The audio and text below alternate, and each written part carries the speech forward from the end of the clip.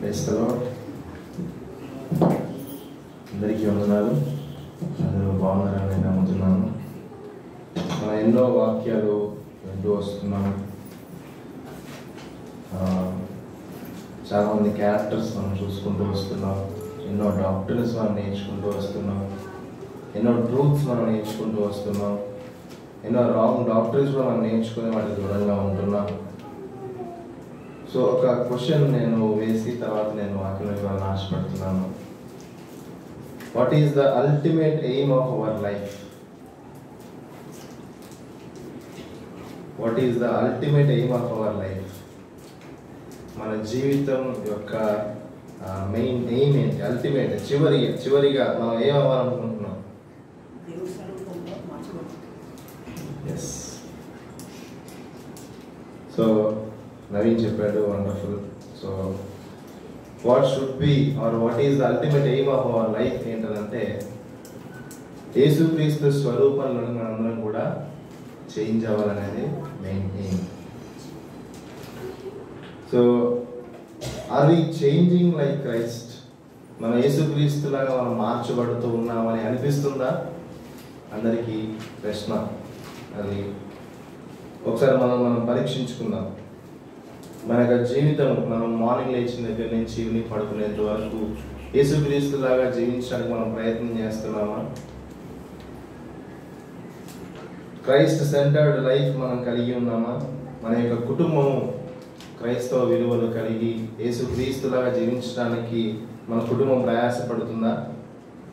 మన యొక్క పిల్లలు కావచ్చు, మన యొక్క తల్లిదండ్రులు కావచ్చు, లేకపోతే ప్రతి ఒక్కరు, కుటుంబం ప్రతి ఒక్కరు, అట్లాగే సంఘం యేసుక్రీస్తు స్వరూపంలో వెళ్ళడానికి ప్రయాసపడుతుందా? ఒకసారి మనం పరీక్షించుకుందాం. అందరికీ ఒకసారి ఒక వాక్యం చదువుకుందాం. ఒకసారి గలతీయులకు రాసిన పత్రిక 4వ అధ్యాయము 19వ వచనం. Galatians chapter 4 verse 19. నా పిల్లలారా, క్రీస్తు స్వరూపము మీ యందు ఏర్పడు వరకు మీ విషయమై మరలా నాకు ప్రసవ వేదన కలుగుచున్నది.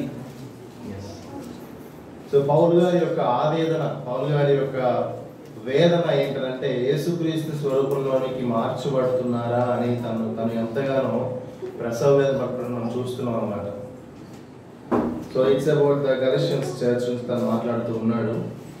సో ఈరోజు మరి మనం కొన్ని విషయాలు నేర్చుకుందాము. యేసుక్రీస్తు స్వరూపంలోనికి మనం ఎలా మార్చబడగలము. చాలా విషయాలు ఉన్నాయి, కానీ నేను ఒక 3 విషయాలు చెప్పి నేను క్లోజ్ చేయాలని ఆశపడుతున్నాను. 1 John, మన మొదటి యోహాను పత్రిక అంతా కూడా వాళ్ళు ధ్యానించుకున్నాము. మొత్తం మనం చదవం, కానీ అందులో కొన్ని వాక్యాలు మనం చదువుకున్నాం. ముందుకు వెళ్దాం.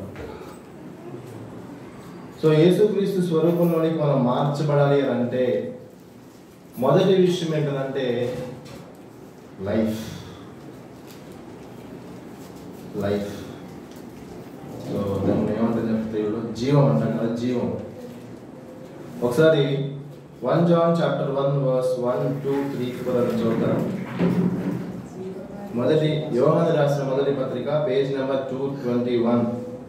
యోహాను రాసిన మొదటి పత్రిక 1వ అధ్యాయము 1, 2, 3 చదువుతారా? జీవమును గురించినది ఆది నుండి ఏది ఉండేనో మేమేది వింటిమో, కనులారా ఏది చూచుమో, ఏది నిదానించి కనుగొట్టుమో, మా చేతులు దేనిని తాకి చూచెనో అది మీకు తెలియజేయుచున్నాము. ఆ జీవము ప్రత్యక్షమాయను, తండ్రి యొద్ద నుండి మాకు ప్రత్యక్షమైన ఆ నిత్య జీవమును మేము చూచి ఆ జీవమును గురించి సాక్ష్యం ఇచ్చుచు దానిని మీకు తెలియపరుచున్నాము. మాతో కూడా మీకును సహవాసము కలుగునట్లు మేము చూచిన దానిని వినిన దానిని మీకును తెలియజేయుచున్నాము. మన సహవాసం అయితే తండ్రితో కూడాను ఆయన కుమారుడైన యేసుక్రీస్తుతో కూడాను ఉన్నది. మన సంతోషము పరిపూర్ణమవుటకై మేమీ సంగతులను రాయిచున్నాము. Thank you sir. చూడండి ఒకసారి, ఇక్కడ మనం ఏం చూస్తామంటే జీవవాక్యమును గూర్చినది ఆది నుండి ఏది ఉండేనో. సో అంటే లివింగ్ వర్డ్, జీవవాక్యం గురించి వాళ్ళు స్టార్ట్ చేస్తూ వచ్చారు. ఆ జీవవాక్యము ఏంటిదంట? ఆది నుండి ఏది ఉండేనో. So it is from the beginning. సో అది మొదటి నుంచి ఉంది జీవవాక్యము. సో మేము ఏది వింటిమో, కనులారా ఏది చూచితిమో ఏది నిదానించి కనుగొంటిమో మా చేతులు దేనిని తాకి చూచెనో అది మీకు తెలియజేయుచున్నాము. చూడండి, వాట్ వీ హ్యావ్ సీన్, మా కళ్ళారా మేమేం చూసామో, మా చెవులారా మేమేం విన్నామో, మా చేతులు దేనిని తాకి చూచాయో, ఏమేమి ఎక్స్పీరియన్స్ చేశామో, అనుభవించామో, ఆ జీవం గురించి మేము మీకు చెప్పాలని ఆశపడుతున్నామని యోహాను చెప్తున్నారు అనమాట. చూడండి, రెండో వాక్యం చూస్తే ఆ జీవము ప్రత్యక్షమాయను. సో జీవవాక్యము ఈజ్ ఈక్వల్ టు జీవం. సో లివింగ్ వర్డ్ ఏంటంటే లైఫ్ అని మనం చూస్తూ ఉన్నాము. ఆ జీవం ప్రత్యక్షమాయను, తండ్రి యొద్ద నుండి మాకు ప్రత్యక్షమైన ఆ నిత్య జీవమును. ఇక్కడ మళ్ళీ చూడండి ఒకసారి. సో ఆ లివింగ్ వర్డ్ ఏంటంటే లైఫ్ అంట. ఆ లైఫ్ ఏంటంటే ఇటర్నల్ లైఫ్ అంటున్నాడు ఇక్కడ. ఇంకా మనం చూస్తే ఆ జీవమును గురించి సాక్ష్యం ఇచ్చు. We are witnessing about that life. మేము చూచి ఆ జీవము గురించి సాక్ష్యం ఇచ్చు దానిని మీకు తెలియజేయుచున్నాము. సో చూడండి, లివింగ్ వర్డ్ ని వాళ్ళు ప్రకటన చేయాలని ఆశపడుతున్నారు. ఆ లివింగ్ వర్డ్ ఏం చెప్పండి, ఫ్రమ్ ద బిగినింగ్ ఉంది. ఆ లివింగ్ వర్డ్ ని వారు కళ్ళారా చూశారు, చెవులారా విన్నారు, వారి చేతులతో తాకి చూచారు, వాళ్ళు అనుభవించారు. ఆ అనుభవించినటువంటి ఆ లివింగ్ వర్డ్ ఏంటంటే లైఫ్ అంటున్నారు. ఆ లైఫ్ ఏంటి అని అంటే ఇటర్నల్ లైఫ్ అంటున్నారు, నిత్య జీవం అంటూ ఉన్నారు.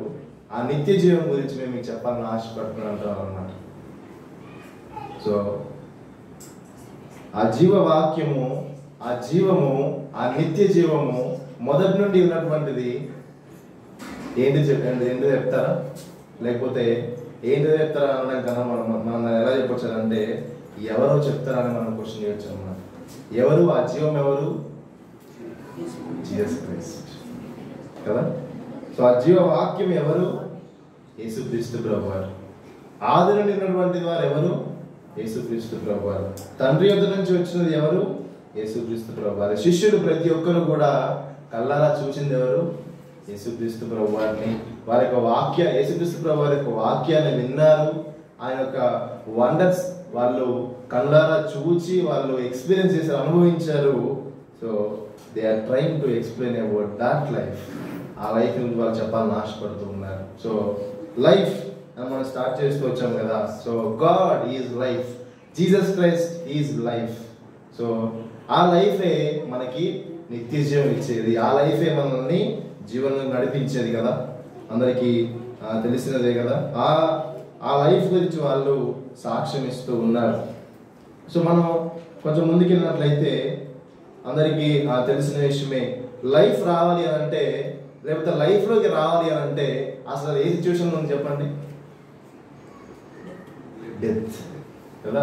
మనకి లైఫ్ వచ్చిందిరా అంటే అర్థం ఏంటి చెప్పండి? చచ్చిపోయి ఉన్నాం కదా. సో లైఫ్ని ఇవ్వాలంటే ఎందుకు ఇవ్వాలి లైఫ్ని అంటే ఆల్రెడీ చచ్చిన స్థితి ఉంది కాబట్టి దానికి ఒక లైఫ్ అవసరం. సో అందరికీ తెలిసిన వాక్య భాగమే కదా, ఏ భేదము లేదు, అందరూ పాపం చేసి దేవుడిచ్చే మహిమను పొందలేకపోతున్నారు. లోకము చచ్చిపోయిన స్థితిలో ఉంది కదా. మన అపరాధముల ద్వారా పాపం అన్నప్పుడు ఏమైందని చెప్పండి? చచ్చిన వారి వలె ఉన్నాం. సో అట్లాంటి చచ్చిన స్టేటస్ మనం అందరినీ కూడా జీవనం నడిపించడానికి కదా ప్రభు ఈ లోకానికి వచ్చింది. సో అందుకే వాళ్ళు చెప్తున్న విషయం ఏంటంటే ఆ జీవం ప్రత్యక్షమాయను. తండ్రి యొద్ద నుండి ఆ జీవం ఈ లోకానికి వచ్చి మనం చూసుకుంటూ వస్తున్నాం. సో ఒకసారి మనం చూసినట్లయితే 5వ అధ్యాయం వెళ్దాం. ఒకసారి 5వ అధ్యాయము 10, 11, 12 మనం చదువుకుందాం ఒకసారి.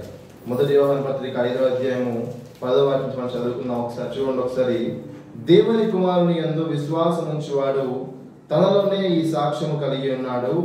దేవుని నమ్మనివాడు ఆయన తన కుమారుని గురించి ఇచ్చిన సాక్ష్యమును నమ్మలేదు కనుక అతడు దేవుని అబద్ధికునిగా చేసిన వాడే. ఆ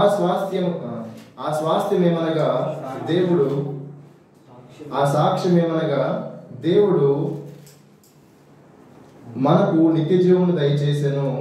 ఈ జీవము ఆయన కుమారుని యందున్నది.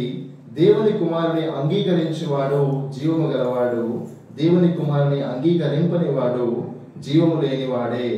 దేవుని కుమారుని నామమందు విశ్వాసం ఉంచు మీరు నిత్య జీవము గలవారని తెలుసుకున్నట్లు నేను ఈ సంగతులను మీకు రాయిచున్నాను.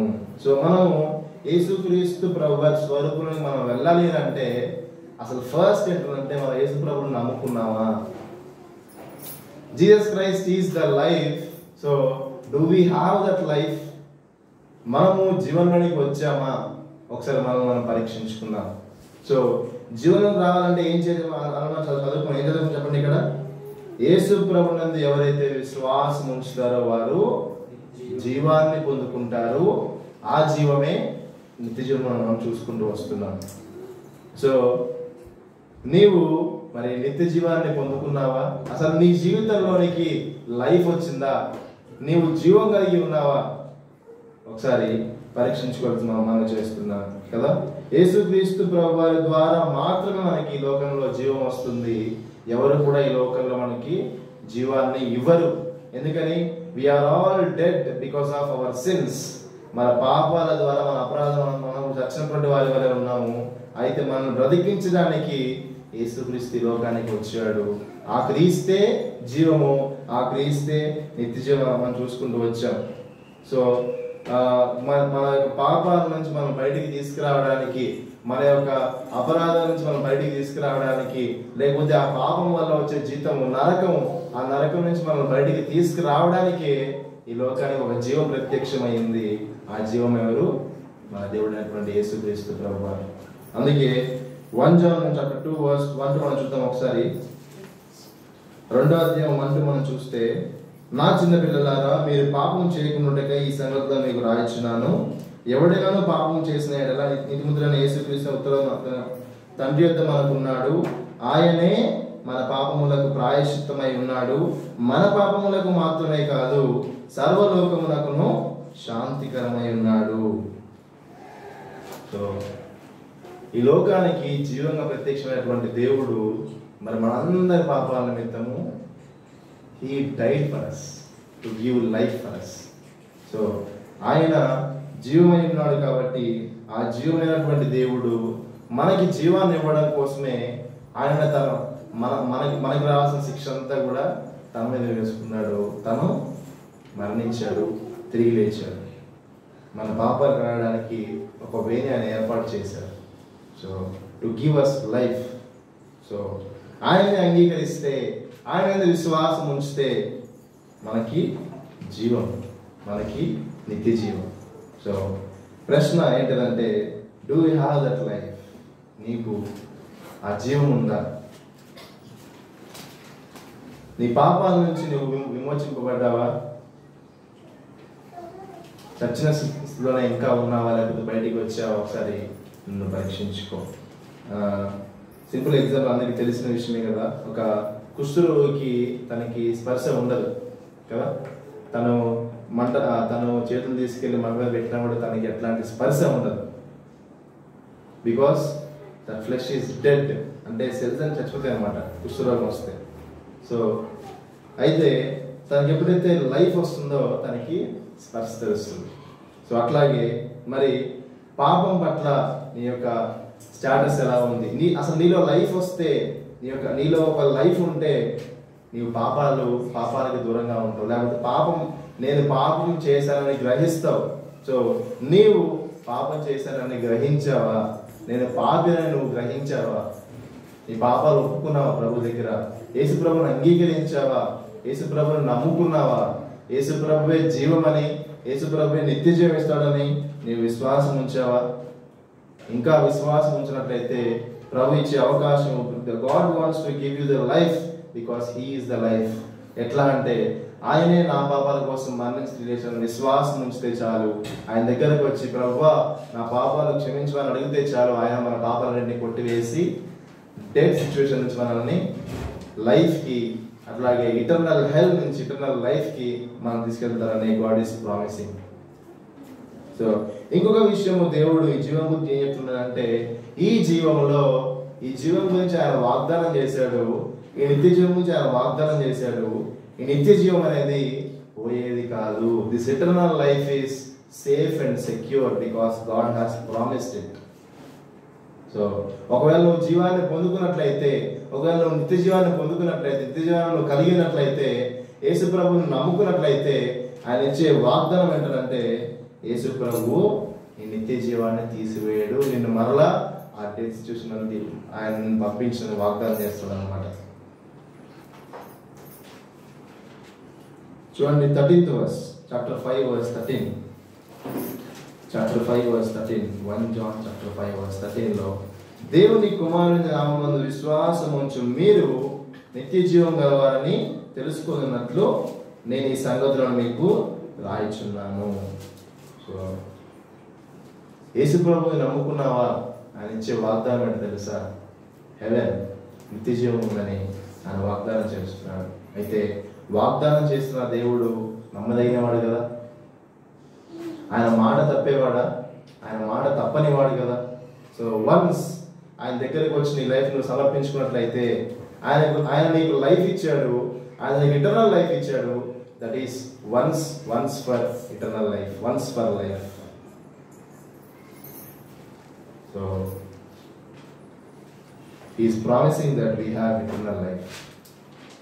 సో ఒకవేళ ఇంకా నేను జీవాన్ని పొందుకోనుకున్నట్లయితే come to Jesus and get that life.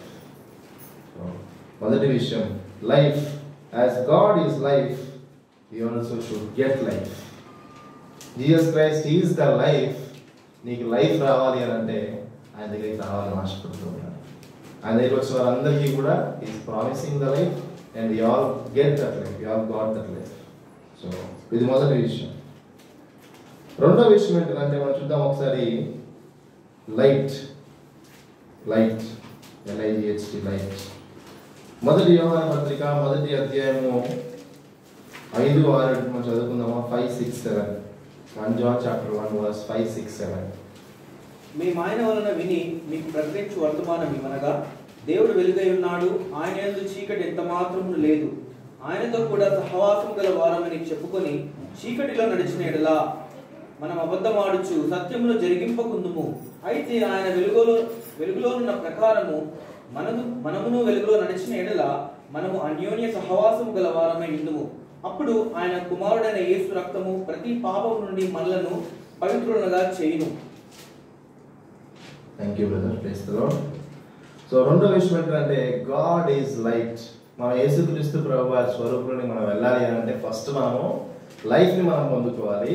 అంటే మన యేసుక్రీస్తు ప్రభు మనం ఫస్ట్ అంగీకరించాలి కదా. రెండో విషయం ఏంటంటే లైట్. సో అంగీకరించినటువంటి మనము, జీవాన్ని పొందినటువంటి మనము, మరి దేవుడు వెలుగై ఉన్నాడు, మనము వెలుగులో ఉన్నామా లేదా అని మనం పరీక్షించుకోవాలి. మనం చూసాం కదా, ఆయనతో కూడా దేవుడు వెలుగై ఉన్నాడు, ఆయన యందు చీకటి ఎంత మాత్రమూ లేదు, ఆయనతో కూడా సహవాసం గలవారమని చెప్పుకొని చీకటిలో నడిచిన ఎడల మనం అబద్ధమాడుచు సత్యమును జరిగింపకున్నాము. సో దేవుణ్ణి నమ్ముకున్నాము కదా, అందరితో అయిపోయిందంటారా? ఓకే, యేసు ప్రభువుని నమ్ముకున్నాం కదా, ఓకే చాలేక ఇటర్నల్ హెవెన్ మనం వెళ్ళిపోతున్నాము, మన స్వర్గానికి సంతోషం, ఇంకా మనం ఏం చేయాల్సిన అవసరం లేదు అని అనుకుంటున్నారా? దేవుడు చెప్పే విషయం ఏంటంటే చూడండి, ఇక్కడ మనం కూడా వెలుగులో నడుచుకోవాలని ఆశపడుతూ ఉన్నాడు, మనం కూడా వెలుగులో ఉండాలని ఆశపడుతూ ఉన్నాడు. చూడండి ఒకసారి మనం పరీక్షించుకుందాము. 6వ వచనం మనం చూస్తే, ఆయనతో కూడా సహవాసం గలవారమని చెప్పుకొని చీకట్లో నడిచిన ఎడల అబద్ధమాడచ్చు సత్యము జరిగింపకున్నాము. సో అంటే దేవునితో కూడా సహవాసం కలిగి ఉన్నామని చెప్పుకొని చీకట్లో ఉంటే మనము ఎట్లాంటి వారు చెప్పండి? అబద్ధం ఆడేటువంటి వారు. సో దేవుడు వెలుగై ఉన్నాడు కదా, మరి మనం కూడా వెలుగులో ఆశపడతారు. 7వ వాక్యం మనం చూస్తే, అయితే ఆయన వెలుగులో ఉన్న ప్రకారము మనమును వెలుగులో నడిచిన ఎడల మనం అన్యోన్య సహవాసం గలవారమై ఉందుము. అప్పుడు ఆయన కుమారుడైన యేసు రక్తం మన ప్రతి పాపము నుండి మనలను పవిత్రులుగా చేయును. సో చీకట్లో ఉంటే వీఆర్ లయర్స్, మన అబద్ధికులం. కానీ God is asking us to be in the fellowship with God. మనము లైట్లో ఉండాలని ఆశపడుతున్నాం, అంటే ఫెలోషిప్లో ఉండాలని ఆశపడుతున్నాడు అన్నమాట దేవుడు. సో ఇక్కడ ఆయన చెప్తున్న విషయం ఏంటంటే, ఆయనతో సహవాసంలో ఉంటే మనం ఏం చేయమంట, చీకట్లో మనం నడుచుకొని చెప్తున్నాం అనమాట. సో అంతే కదా. లైట్ అండ్ డార్క్ ఎలా ఉంటాయి చెప్పండి. సో చీకట్లో లైట్ వేస్తే ఏమవుతుంది? చీకటి ఉంటుందా? కరెంట్ పోతే ఏమవుతుంది? చీకటి వచ్చేస్తుంది కదా. సో అంటే లైట్ ఉంటే డార్క్నెస్ ఉంటుంది, డార్క్నెస్ ఉంటే లైట్ ఉంటుంది కదా. సో మరి దేవుణ్ణి నమ్ముకున్నటువంటి మనము లైట్లో ఉన్నామా, చీకట్లో ఉన్నామా అని మనం పరీక్షించుకోవాలి. సో చీకటి అని అంటే చీకట్లో వెళ్తున్నాం అంటే అర్థం ఏంటంటే మనము పాపంలో కొనసాగుతూ ఉంటాం. సో పాపంలో కొనసాగుతూ ఉంటే ఆయనతో మనం సహవాసం చేయగలుగుతామా? ఆయన మన దగ్గర అవ్వగలుగుతామా? దగ్గర అవ్వలేము. అందుకే మన చాలాసార్లు మన లైఫ్లో అనుదిన లైఫ్లో మనం చాలాసార్లు ఎన్నోసార్లు మన పాపంలో పడిపోవడానికి అవకాశం ఉంటుంది ఖచ్చితంగా. We are humans. కానీ ఆ పాపాల నుంచి మనం బయటకు వస్తున్నామా, మనం సరి చేసుకుంటున్నామా, దేవునితో మన సహవాసంలోనికి మళ్ళా మనం వెళ్తున్నాం అనేది మనం పరీక్షించుకోవాల్సిన విషయం. చిన్న ఎగ్జాంపుల్ చెప్పాలంటే ఒక వ్యక్తి ఉన్నాడు. సో అయితే తను బీటెక్ వరకు ఒక వండర్ఫుల్ లైఫ్ లీడ్ చేస్తూ వచ్చాడు. చక్కగా అన్నిట్లో ఇన్వాల్వ్ అవుతూ వచ్చాడు. చక్కగా రెగ్యులర్గా వాకింగ్ అవుతూ రెగ్యులర్ ప్రే చేసుకుంటూ ఉన్నాడు. సో తనకి కాలేజ్లో మనకు జాబ్ వచ్చింది. ఆ జాబ్ ఎప్పుడు అంటే మేలో తనకి ఎగ్జామ్స్ అయిపోయాయి. ఆ జాబ్ ఏమో నవంబర్లోనే ఇప్పుడు ఉందన్నమాట యాక్చువల్లీ. సో నవంబర్లో జాబ్ ఉంది కదా అని చెప్పి తను ఈలోపే మధ్యలో ఖాళీ ఉన్నందుకని ఇంకో జాబ్లో జాయిన్ అయిపోయాడు అనమాట. సో అయితే తను సడన్ గా కాలేజ్ నుంచి ఆ జాబ్ లైఫ్కి వెళ్ళిపోయాడు కాబట్టి ఇక ఈ నెగ్లెక్టెడ్ మెనీ థింగ్స్ అనమాట. తన ప్రేయర్ లైఫ్ నెగ్లెక్ట్ అయిపోయింది, తన యొక్క వాక్య ధ్యానం నెగ్లెక్ట్ అయిపోయింది. చర్చ్కి వెళ్తున్నాడు వస్తున్నాడు కానీ అంతగా ఇన్వాల్వ్ అవ్వట్లేదు. సో ఈ neglected to be with the God. So దేవునితో సహవాసం ఆయన నెగ్లిజెన్సీ ద్వారా దాన్ని దూరం అయిపోయాడు అనమాట. సో అలా అవడం వల్ల ఏమైందంటే స్లోగా darkness enter into his life. So ఆ డార్క్నెస్ ఏంటంటే తనకి తెలియకుండానే మరి తన ఒక ఇల్లీగల్ రిలేషన్షిప్లో తను వెళ్ళిపోవడం జరిగింది అనమాట. సో ఇలాంటివి ఎందుకు జరుగుతాయి చెప్పండి? అలా మీకు చెప్తూ ఏంటంటే because he is fellowship with గాడ్ని తను దూరం చేసుకున్నాడు కాబట్టి. సో తన ప్రేయర్లో ఎక్కువగా లేడు, తను ఎక్కువగా వాక్యంలో లేడు, దేవుని పనిలో ఎక్కువగా లేడు. ఓకే చర్చ్కి వెళ్తున్నాడు వస్తున్నాడు కానీ అంతగా ఇన్వాల్వ్ అవ్వట్లేదు. సో దేవునితో ఒక పర్సనల్ రిలేషన్షిప్ని తను కలిగి ఉన్నాడు కానీ తన పర్సనల్ ఫెలోషిప్ని తను కలిగి లేడు. సో వెంటనే అయిపోయింది చెప్పండి, డార్క్నెస్ ఎంటర్ అయిపోయింది, డార్క్ పీరియడ్లో తను వెళ్ళిపోయాడు అనమాట. సో ఈ యొక్క ఆ డార్క్నెస్ నుంచి బయటికి రావాలని ఆశపడుతున్నాడు దేవుడు. సో ఒకవేళ మన డార్క్నెస్లో అలాగే మనం కొనసాగుతూ ఉంటే మన యేసుక్రీస్తులా మనం జీవించగలుగుతామా? లేదు కదా. So God is light, so we should be in the light అని అంటే వాట్ డస్ ఇట్ మీన్ చెప్పండి. మనం కూడా యేసుక్రీస్తు ప్రభు వారి యొక్క సహవాసంలో ఆశపడుతున్నాడు దేవుడు. సో అందుకే ఈ యొక్క సహవాసం గురించి మనం చూసుకుంటే 2వ అధ్యాయము చూద్దాం ఒకసారి. చాప్టర్ 2 verse 3 to 6 చదువుతారా? 2వ అధ్యాయము 3 to 6. మరియు మనం ఆయన ఆజ్ఞలను గైకొనిన ఎడల దీని వల్లనే ఆయనను ఎరిగి ఉన్నామని తెలుసుకుందుము. ఆయనను ఎరిగి ఉన్నానని చెప్పుకొనొచ్చు ఆయన ఆజ్ఞలను గైకొనిన వాడు అబద్ధికుడు, వానిలో సత్యము లేదు. ఆయన వాక్యము ఎవడు గైకొనునో వానిలో దేవుని ప్రేమ నిజముగా పరిపూర్ణమాయను. ఆయన నిలిచిన్న వాడనని చెప్పుకొని వాడు ఆయన ఎలాగూ నడుచుకొనినో అలాగే తానును నడుచుకున్న బదుడే ఉన్నాడు. మనం ఆయన యందు ఉన్నామని దీని వల్ల తెలుసుకొనుచున్నాము. Thank you brother. సో మనము యేసుక్రీస్తు స్వరూపం మనం మాట్లాడాలి అంటే మనము ఆయనలో నిలిచి ఉండాలి. We should be in the fellowship with God. అది ఎలా సాధ్యమవుతుందంటే మనం చూసాం కదా 3వ వచనం, మరియు మనం ఆయన ఆజ్ఞలను గైకొనిన ఎడల దీని వల్లనే ఆయన ఎరిగి ఉన్నామని తెలుసుకుందాము. చూడండి, మనం ఆయన యొక్క ఆజ్ఞను మనం గైకొనాలని ఆశపడుతున్నాడు, ఆయన యొక్క వాక్యాన్ని ధ్యానించాలని ఆశపడుతున్నాడు.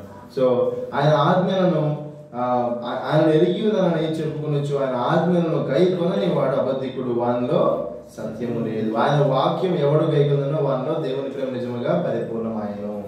సో మనము యేసుక్రీస్తు ప్రభు వల్ల మనం మార్చబడాలంటే మనం ఏం చేయాలి చెప్పండి? మనము ఆయనలో నిలిచి ఉండాలి. అంటే ఆయన వాక్యాన్ని మనం ధ్యానించాలి. We should meditate the word of God. Regular మనం ఆయన వాక్యాన్ని ధ్యానించాలి. ఆయన వాక్యాన్ని మనం పర్సనల్ మనం మెడిటేట్ చేసుకుంటూ ఉండాలి. చర్చ్లో మనం వాక్యాన్ని మనం వింటూ ఉండాలి. అట్లాగే బైబిల్ స్టడీస్లో మనం వాక్యాన్ని వింటూ ఉండాలి.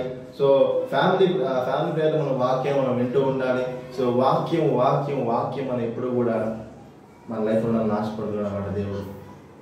సో ఆయన ఆజ్ఞలు వాక్యం వినడం మాత్రమే కాదు, మన వాక్యం మనం ఏం చేయాలి చెప్పండి, వాక్యం మనము అనుసరించి నడుచుకోవాలని ఆశపడుతున్నాడు. వాక్యాన్ని మన గైకొనాలని ఆశపడుతూ ఉన్నాడు. సో అందరం చెప్తుంటాం కదా, యేసుప్రభు తెలిసి చెప్తూ ఉంటాం కదా. మరి యేసుప్రభు తెలిస్తే సరిపోతుందా? ఇక్కడ ఏమంటున్నాడు, యేసుప్రభు తెలుసు అంటే ఏం చేయాలంట, వాక్యాన్ని గైకొనేవాడు ఉండాలని ఆశపడుతున్నాడు దేవుడు కదా. ఆయన ఎరిగిన ఆయన చెప్పుకునొచ్చు, ఆయన ఆజ్ఞలను గై కొనని వాడు అబద్ధికుడు, వానిలో సత్యము లేదు. సో మన వాక్యాన్ని ధ్యానిస్తున్నామా మనం పరీక్షించుకోవాలి. సో దేవుడితో మన సహవాసంలో ఉంటున్నామా మనం పరీక్షించుకోవాలి. సో ఎవరితో ఎంత ఎక్కువగా సహవాసంలో ఉంటే వాళ్ళ మనం మారిపోతాం కదా. అందరికీ తెలిసిన విషయం కదా, 6 నెలలు సహవాసం చేస్తే వాళ్ళు విడిపోతారు కదా. సో మరి మనం దేవుని సహవాసం కలిగి ఉంటున్నామా మనం పరీక్షించుకోవాలి. సో దేవుని వాక్యాన్ని వినే వారంగా, దేవుని వాక్యాన్ని ధ్యానించే వారంగా, దేవునికి మనకు విన్నపాలు మనం అందరి పెట్టే వారంగా, ఆయనతో మాట్లాడే వారంగా, ఆయనకు వాక్యం ఎక్కడ దొరుకుతున్నా మనం వెళ్ళే వారంగా, మన సహోదరుల మధ్య ఫెలోషిప్లో కానీ మరి మన మెంటర్ దగ్గర వాక్యం నేర్చుకుని మనం ప్రయాసపడుతున్నామని మనం పరీక్షించుకోవాలి. సో అందుకే చివరిగా దానికి మాట్లాడే 6వ వాక్యం మనం చూస్తే, ఆయన యందు నిలిచి ఉన్నవాడునని చెప్పుకున్నవాడు ఆయన ఎలా నడుచుకున్నో అలాగే తాను నడుచుకున్న బతుడై ఉన్నాడు. So how God lives, how God walks, మనం అలాగే నడుచుకోవాలని ఆశపడుతున్నాడు దేవుడు. సో మనం ఆయనలాగా నడుస్తున్నామా మనం పరీక్షించుకోవాలి. ఆయనలాగా నడవాలని ఆశపడుతున్నాడు, ఆయనలాగా మాట్లాడాలని ఆశపడుతున్నాడు, ఆయనలాగా అన్ని చేయాలని ఆశపడుతున్నాడు. అది ఎలా సాధ్యమవుతుందంటే ఆయన మాటలు మనం ఎక్కువగా వినాలి, ఆయన మాట మనం ఎక్కువగా వినాలి, అంటే ఆయన వాక్యం మనం ఎక్కువగా ధ్యానించాలి. సో రెగ్యులర్గా are we giving time to the God. దేవుని వాక్యాన్ని మనం కనీసం ఒక 10 నిమిషాలైనా రోజు మనం ధ్యానిస్తున్నామా లేదా మనం పరీక్షించుకోవాలి. దేవునికి మన సమయాన్ని ఇచ్చినప్పుడే మనం ఆయనలాగా మనం మార్చబడతాం. దేవునికి మన సమయాన్ని ఇచ్చినప్పుడే ఆయనలాగా మనం చేంజ్ అవుతాం. దేవుని మన సమయం ఇచ్చినప్పుడే ఆయన మాట మనం వింటాం. ఆయన మాట మనం వినడం వల్ల మనకు విశ్వాసం వస్తుంది, వినడం వల్ల మనం ఆయనలాగా మనము మార్చబడుతుంటాం. ఆయన బోధించే విషయాలు, టీచింగ్స్, ఆయన మనకి ఎన్నో నేర్పిస్తూ ఉంటాడు. ఆయన మనతో తన యొక్క మెల్లటి స్వరం మనకు వినిపించాలని ఆశపడుతూ ఉన్నాడు. ఆయన తన వాక్యాన్ని మన అనుదిన లైఫ్లో మనం ధ్యానించినప్పుడు మన కష్ట పరిస్థితుల్లోనే కావచ్చు, మన యొక్క ఏమంటారు ప్రాబ్లమ్స్లోనే కావచ్చు, లేకపోతే మేజర్ డెసిషన్స్ తీసుకునే టైంలో కావచ్చు, ఆయన దగ్గరికి మనం వెళ్ళినప్పుడు ఆయన వాక్యం మనం ఆల్రెడీ చదువుకుని ఉన్నాం కదా, ఆ వాక్యం ద్వారా మనతో మాట్లాడి మనము రైట్ డెసిషన్ తీసుకోవడానికి ఆయన మనకు సహాయం చేస్తారు అన్నమాట. సో ఎప్పుడైనా మీకు అనిపించిందా అట్లా ప్రాబ్లమ్స్లో ఉన్నప్పుడు నేనున్నాను అనే విషయాన్ని ఇప్పుడు అట్లా అనిపించిందా? ఎప్పుడైనా డెసిషన్ తీసుకోవాలనిపించినప్పుడు దేవుడు ఓకే ఇలా వెళ్ళు మీకు ఎప్పుడైనా అనిపించిందా కదా? అదే కదా మనకి ఫేమస్ వర్సెస్ కదా, నీ వాక్యమే నన్ను బ్రతికించాను, బాధల్లో అదే నాకు నెమ్మదినిచ్చాను. మరి బాధల్లో మనం వాక్యం ధ్యానిస్తూ ఉన్నామా? నీ వాక్యము నా పాదములకు దీపమును నా త్రోవలకు వెలుగునై మనం చూస్తూ ఉన్నాము కదా. మరి మేజర్ డెసిషన్స్ టైంలో మనం వాక్యాన్ని మనము విన్న వాక్యాన్ని బట్టి మన డెసిషన్స్ తీసుకొని మనం ప్రయాసపడుతున్నామా? సో మనం పరీక్షించుకోవాలి. సో మళ్ళీ మనము పాపం చేయకుండా ఉండాలంటే మనం ఏం చేయాలంటే మనము ఆయనతో మన సహవాసం కలిగి ఉండాలి. ఆయన సహవాసం మనం ఎక్కువ ముందుకెళ్ళాలని ఆశపడుతున్నాడు.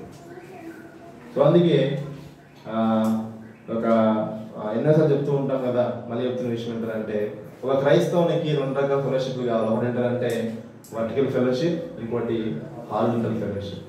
వర్టికల్ ఫెలోషిప్ ఏమో దేవుడితో ఉంటుంది, హారిజాంటల్ ఏమో సంఘంతో ఉంటుంది. So 2 connected. మన సరైన సహవాసంలో ఉంటే మనం ఇంకా ఆత్మీయంగా బలపడతాం, ఇంకా మనం వర్టికల్గా ఉండడానికి మనకు అవకాశం ఉంటుంది అన్నమాట. మనకి సరైన సంఘం లేకపోతే, సరైన ఫెలోషిప్ లేకపోతే మన ఆత్మీయంగా ఎదుగుతామని చెప్పండి, ఎదగలేము. సో మరి are in the good fellowship, మనం మంచి ఫెలోషిప్ ఉన్నామా, లేకపోతే మనం సింగిల్ లైఫ్ మనం లీడ్ చేస్తున్నామా, ఒంటరిగా మనం జీవిస్తున్నామా అని మనం పరీక్షించుకోవాలి. సో ఫెలోషిప్లో లేకపోతే, సంఘ సహవాసంలో లేకపోతే, ఫెలోషిప్లో లేకపోతే మనము ఎదగలేము. మన మన మన మన హృదయంలో మంట పెరగదు. సో సరైన సహవాసంలో ఉంటే దేవునితో మంచి సంబంధం మనం కలిగి ఉంటాం. సరైన సహవాసంలో ఉంటే దేవుని వాక్యాన్ని చక్కగా నేర్చుకుంటాం. అట్లా దేవుని యొక్క వాక్యం చక్కగా నేర్చుకోవడం ద్వారా మరి ఇతరులతో మనం మంచి సహవాసం కలిగి ఉంటాం. So both are interlinked. So ఒకవేళ అలా లేకపోయినట్లయితే మనం చూస్తే ఒకసారి 8-9 చూద్దాం. ఒకసారి చాప్టర్ 1 verse 8-9-10. మరియు కృత ఆజ్ఞను మీకు రాయించున్నాను. 1 మనము పాపం లేని వారమని చెప్పుకొని ఎడలా మనలను మనమే మోసపుచ్చుకుంటాము, మరియు మనలో సత్యం ఉండదు. మన పాపములను మనం ఒప్పుకొని ఎడలా ఆయన నమ్మదగిన వాడును, నీతిమంతులను కనుక ఆయన మన పాపములను క్షమించి సమస్త దుర్నీతి నుండి మనలను పవిత్రులుగా చేయదు. మనము పాపము చేయలేదని చెప్పుకొని ఎడలా ఆయనను అబద్ధికునిగా చేయువారం అగుదు, మరియు ఆయన వాక్యము మనలో ఉండదు. చూడండి, అందరం ఖచ్చితంగా పాపం చేస్తాం. కానీ వెంటనే మనం రిపెంట్ అయ్యాం దగ్గరికి వస్తే మాత్రము మనం వెంటనే చాలా ఏమంటారు పీస్ఫుల్గా ఉండగలుగుతాం. అంటే ఆ పాపం మనం కొనసాగలేము. ఓకే, సో దేవునితో ఆ ఫెలోషిప్ లేకపోతే మనం ఖచ్చితంగా పాపానికి వేరే అవకాశం ఉంటుంది కదా. We all knew about David, right? దావీదు యొక్క లైఫ్ మనకు తెలిసిన విషయం కదా. దావీదు చేయాల్సిన పని తను చేయలేదు. యుద్ధానికి వెళ్ళలేదు. సో సరే, ఇంట్లో ఉన్నాడు, తను పడుకొని లేచాడు, కనీసం దేవునితో స్పెండ్ చేయాలి టైం దేవునితో స్పెండ్ చేయలేదు. అలా పైకి వెళ్ళాడు. సడన్గా తను చూడకూడదు తను చూశాడు. వెంటనే తను దేవుని వైపు తిరిగితే వెంటనే దూరం అయిపోయాడు, పాపాన్ని దూరం అయిపోయాడు. కానీ ఇంకా పాపాన్ని జరుపుకుంటూ తను పాపంలోనికి వెళ్ళిపోయాడు కదా.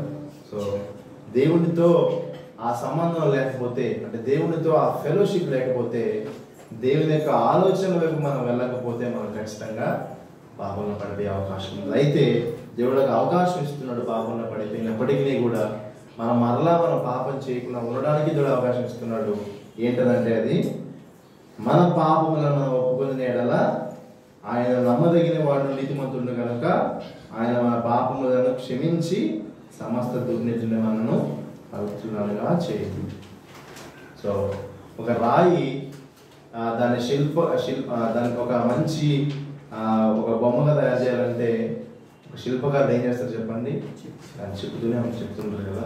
So at the same time మనం కూడా మొద్దుబారిపోయినటువంటి హృదయాలని, లేకపోతే మన యొక్క డేట్ సిచ్యువేషన్స్ మనం వెంటనే వచ్చాం కాబట్టి వెంటనే మన హృదయం మనం మార్చబడదు, వెంటనే మెత్తగా మనం మారదు. లేకపోతే యేసుక్రీస్తు స్వరూపంలో మనం మార్చబడాలంటే ఏం చేయాలి చెప్పండి? అట్లా చెక్కబడాలి. సో మనలో ఉన్నటువంటి ఆ చెడు చెక్కబడాలి.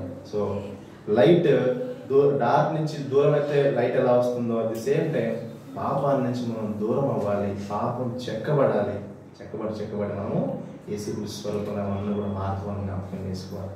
సో మన పాపాలు ఎప్పటికప్పుడు మనం ఒప్పుకుంటూనే ఉండాలి. మనం ఎప్పటికప్పుడు మనం వాటిని ఒప్పుకోవడం మాత్రం మనం వి షుడ్ లీవ్ దెమ్.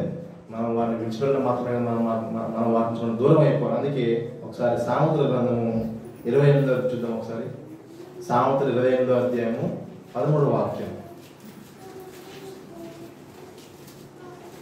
అతిక్రమమును దాచిపెట్టువాడు వర్ధిల్లాడు, కానీ దానిని విడిచిపెట్టువాడు కనికరం పొందుతాడు.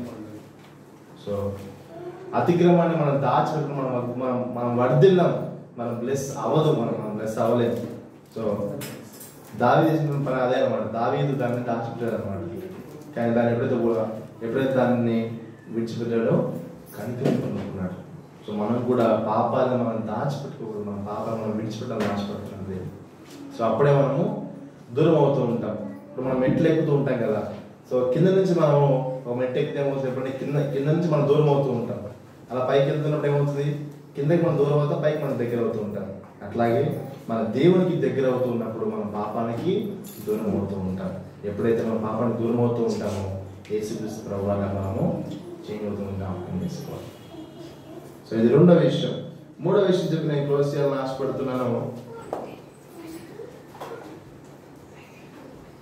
సో మూడో విషయం ఏంటంటే సో లవ్. సో మొదటి విషయము, as God is life we also should have life. రెండోది, as God is light we also should be in the light. మూడోది, God is love we also should love. కదా. So దీని గురించి నేను ఎక్కువగా చెప్పాలని ఆశపడలేదు. అందరికీ తెలిసిన విషయాలే ఉన్నాయి, సమయం కూడా అయిపోయింది కాబట్టి ఒక 2 విషయాలు నేను చెప్పి ముగించాలని ఆశపడుతున్నాను. చూడండి ఒకసారి, మనం దేవుని ప్రేమించకూడదు, దేవుని మనం ప్రేమించాలి. సో రెండో అధ్యాయము 15-16 చదువుకుందాం ఒకసారి. 1 John chapter 2 verse 15-16 మనం చదువుకుందాం. ఈ లోకమునైనను లోకములో ఉన్న వాటినైనను ప్రేమింపకుడి. ఎవడైనా లోకమును ప్రేమించినలా తండ్రి ప్రేమ వానిలో ఉండదు. లోకములో ఉన్నదంతయు అనగా శరీరాశయు, నేత్రాశయు, జీవపు డంబమును తండ్రి వలన పుట్టినవి కావు, అవి లోక సంబంధమైనవి. సో మన యేసుక్రీస్తు ప్రభువారిలా మనం చేంజ్ అవ్వాలంటే మనం చేయాల్సిన పని ఏంటంటే, మనం ఈ లోకంలో ఉన్న వాటిని మనం ప్రేమించకూడదు. సో లోకంలో ఉన్నది ఏంటి చెప్పండి? శరీరాశ, నేత్రాశ, జీవపు డంబం. సో శరీరాశల వైపుకు మనము, నేత్రాశల వైపుకు, అట్లాగే జీవపు డంబం వైపుకు మనం ప్రయాసపడితే, మనం వాటిని మనం ప్రేమిస్తే మరలా మనము పాపం నుండి మనం వెళ్ళిపోతూ ఉంటాం. కానీ మనం ఎవరిని ప్రేమించాలంటే చూడండి ఒకసారి, చాప్టర్ 3 verse 11-12-18 చదువుకుందామా? 11-18 చదువుకుందామా? నేను క్లోజ్ చేస్తున్నాను, టైం అవుతుంది కాబట్టి. మొదటి యోహాను 3వ అధ్యాయము 11 నుంచి 18 చదువుతారా? 11-18. మన ఒకరినొకడు ప్రేమింపవలనన్నది మొదటి నుండి మీరు విన్న వర్తమానమే కదా. మనము కయీను వంటి వారమే ఉండరాదు. వాడు దుష్టుని సంబంధి అయి తన సహోదరుని చంపెను. వాడతని ఎందుకు చంపెను? తన క్రియలు చెడ్డవియు, తన సహోదరుని క్రియలు నీతి గలవినై ఉండెను గనుకనే కదా. సహోదరులారా, లోకము మిమ్మును ద్వేషించిన యెడల ఆశ్చర్యపడకుడి. మనము సహోదరులను ప్రేమించున్నాము కనుక మరణంలో నుండి జీవంలోనికి దాటి ఉన్నామని ఎరుగుదుము. ప్రేమ లేని వాడు మరణమందు నిలిచి ఉన్నాడు. తన సహోదరుని ద్వేషించువాడు నరహంతకుడు. ఏ నరహంతకుని యందును నిత్య జీవం ఉండదని మీరు ఎరుగుదురు. ఆయన మన నిమిత్తము తన ప్రాణము పెట్టెను గనుక దీని వలన ప్రేమ ఎట్టిదని తెలుసుకొనుచున్నాము. మనము కూడా సహోదరుల నిమిత్తము మన ప్రాణములను పెట్టబద్దులమై ఉన్నాము. ఈ లోకపు జీవనోపాధి గల వాడై ఉండి తన సహోదరునికి లేమి కలుగుట చూచియు అతని యెడల ఎంత మాత్రమును కనికరము చూపని వాని యందు దేవుని ప్రేమ ఎలాగ నిలుచును? చిన్నపిల్లారా, మాటతోనూ నాలుగుతోనూ కాక క్రియతోనూ సత్యముతోనూ ప్రేమింతము. Thank you brother. సో మనము ఈ లోకంలో ఉన్న వాటిని మనం ప్రేమించకూడదు, కానీ ఎవరిని మనం ప్రేమించాలంటే మనము ఈ లోకంలో ప్రతి ఒక్కరిని ప్రేమించాలని దేవుని యొక్క వాక్యం సెలవిస్తుంది. సో మనకి ఇవ్వనటువంటి ఆజ్ఞలు ఏంటి చెప్పండి? 2 ఆజ్ఞలు. నీ పూర్ణ హృదయముతోనూ, నీ పూర్ణ ఆత్మతోనూ, నీ పూర్ణ బలముతోనూ, నీ పూర్ణ వివేకముతోనూ నీ దేవుడని యెహోవాను ప్రేమింపవలెను. 2వ ఆజ్ఞ, నిన్ను వలె నీ పొరుగు వారిని ప్రేమింపవలెను. కదా. దాన్నే మళ్ళీ ప్రభు ఇంకోసారి ఏం చెప్పాడంటే, నేను మిమ్మల్ని ఎలా ప్రేమించాను, మీరు కూడా అందరినీ ఎలా ప్రేమించాలని దేవుడు ఆజ్ఞాపించాడు అనమాట. సో మన ఈ లోకంలో ఉన్న వాటిని మనం ప్రేమించకూడదు, కానీ మనం ఎవరిని ప్రేమించాలంటే మనము మన పొరుగు వారిని ప్రేమించే వారంగా ఉండాలి, మన ఇంట్లో వారిని ప్రేమించే వారంగా ఉండాలి, మన వర్క్ ప్లేస్లో ఉన్న వారిని ప్రేమించే వారంగా ఉండాలి. సో అందుకే పొరుగువాడి గురించి ప్రభు చెప్పినటువంటి మాట ఉపమానం ఏంటంటే, దారిన వెళ్తూ ఒక వ్యక్తి ఆడ పడిపోతే అతనికి సహాయం చేసే విషయంలో ఆ సమరయం నుంచి మనం చూస్తాం. సో అంటే దాని అర్థం ఏంటంటే, ఈ లోకంలో నీవు ద్వేషించేవారు ఎవరు కూడా ఉండకూడదని దేవుడు చెప్తున్నాడు అనమాట. అందుకే ఆయన చెప్పిన విషయం ఏంటంటే, మాటతోనూ నాలుగుతోనూ కాక క్రియతోనూ సత్యముతోనూ ప్రేమించుతున్నాడు అనమాట. సో క్రియ సత్యంతో ఎలా మనం ప్రేమిస్తుంది చెప్పండి? ఆ మాదిరి ఎవరు? మనకి ప్రభువే ఉన్నాడు కదా. సో ప్రభు మనం ఎలా ప్రేమించాడు? క్రియల ద్వారా ప్రేమించాడు. ప్రభు మరి మన పాపంలో జీవిస్తున్న పాపాన్ని మన దాసులమై ఆ పాపం నుంచి మనం బయటికి తీసుకురావడానికి ఆయన సాక్షాత్తు దేవుడై ఈ లోకానికి దిగి వచ్చి మనందరి నిమిత్తము ఆయన శ్రమలో ఇచ్చాడు. మనం ఆయన్ని కాదన్నప్పటికీ, మనం ఆయన్ని వద్దనుకున్నప్పటికీ, మనం ఆయన్ని దూరం పెట్టినప్పటికీ కూడా ఆయన మన కోసం ఈ లోకానికి వచ్చి ఆయన ముందుగా మనల్ని ప్రేమించి మన కోసం ఆయన మరణించాడు, ఆయన మరణించాడు, ఆయన మన కోసం సంహరించాడు. సో ఇందులో మనకి ఏం కనపడుతుంది? ప్రేమ మనకు కనపడుతుంది కదా. సో మనం అంటే this is not just love by the words but love by the actions. So ప్రేమ అనేది అదొక ఎమోషన్ కాదు, ఇట్స్ ఎన్ యాక్షన్ మనం చూస్తున్నాం అనమాట. సో మనం క్రియాపూర్వకంగా మనం ప్రేమిస్తున్నాం మనం పరీక్షించుకోవాలి. అందుకే ఇక్కడ 3వ అధ్యాయం 16వ వచనం మనం చూస్తే 15వ వచనం మనం చూస్తే తన సహోదరుని ద్వేషించువాడు నరహంతకుడు, ఏ నరహంతకుని యందును నిత్య జీవం ఉండదని ఎరుగుదురు. చూడండి, మనం నిజంగా రక్షింపబడినట్లయితే అసలు మన ఇంట్లో ఉన్న వారిని మనం ప్రేమిస్తున్నామా? అందుకే దేవుడు ప్రాక్టికల్గా మాట్లాడుతున్న ఏంటంటే, నీ సహోదరుణ్ణి, నీ పక్కన ఉన్నటువంటి నీ సహోదరుని నువ్వు ప్రేమిస్తున్నావా? అంటే నువ్వు కనిపించే నీ సహోదరుని ప్రేమిస్తున్నావా? నువ్వు కనిపించే నీ వైఫ్ని నువ్వు ప్రేమించగలుగుతున్నావా? కనిపించే పిల్లలను ప్రేమించగలుగుతున్నావా? తల్లిదండ్రులను నువ్వు ప్రేమించగలుగుతున్నావా? నీ సహోదరులను ప్రేమించగలుగుతున్నావా?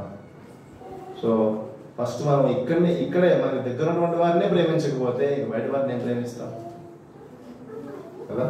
సో ఆ ప్రేమ మనము పెంచుకుంటున్నాము, తగ్గించుకుంటున్నాము మనం పరీక్షించుకోవాలి. సో యేసుక్రీస్తు ప్రభు వారు క్రియారూపకంగా మన పట్ల తన ప్రేమను చూపిస్తూ వచ్చాడు.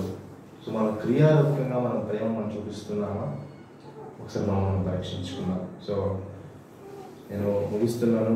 3 పాయింట్స్ మనం నేర్చుకున్నాము. మనము జీవనంలోనికి మనం వెళ్ళామా లేదా మనం పరీక్షించుకున్నామా? అంటే యేసు ప్రభువుని నమ్ముకున్నామా? సో రెండవది, వెలుగులోకి మనం వెళ్ళామా అంటే దేవుని యొక్క వాక్యం మనం ధ్యానించుకుంటున్నామా? వాక్యాన్ని మనం అనుసరిస్తున్నామా? ఆ వాక్యం మనం కైకొంటున్నామా? ఆయనతో మనం సహవాసం కలిగి ఉంటున్నామా మనం పరీక్షించుకున్నాం. చివరిగా ఐ విల్ లవింగ్ ఎవ్రీవన్, మనం అందరిని ప్రేమించే వారంగా ఉన్నామా? దేవుడైతే ఈ లోకాన్ని ప్రేమించడం చెప్తున్నాడు. దేవుడైతే ఈ లోకంలో అంతా కూడా శరీరాశగా అంటే ఆశలుగా కోరికలు మనం చూస్తూ ఉన్నాం. కానీ దేవుడు చూసినట్టు అంటే షరతులు లేని ప్రేమ, ఎదుటివారి నుంచి ఆశించని ప్రేమ దేవుడు ఆశపడుతూ ఉన్నాడు. క్రియలు ప్రేమ ఆశపడుతున్నాడు. సో మనము ఆ క్రియలు కలిగిన ప్రేమ మనం కలిగినామో మనం పరీక్షించుకుందాం. సో ఇవి మనం పాటించినప్పుడు మనం ఖచ్చితంగా యేసుక్రీస్తులా మనం మార్చబడుతూ ఉంటాం. సో మనందరం కూడా యేసుక్రీస్తులాగా మనం నడుచుకోవాలని, యేసుక్రీస్తులా మనం ప్రేమించాలని, యేసుక్రీస్తులాగా మన నిత్య జీవనంలో మనం వెళ్ళినప్పుడు ఆయన ఎలా ఉంటారో ఆయన మనం ఉండబోతున్నాం కాబట్టి ఆయనలా మనం చేంజ్ అయినప్పుడు మనం చాలా హ్యాపీగా ఉంటాం. దేవుడి మాటలు దీవించుకున్నాక ఆమేన్.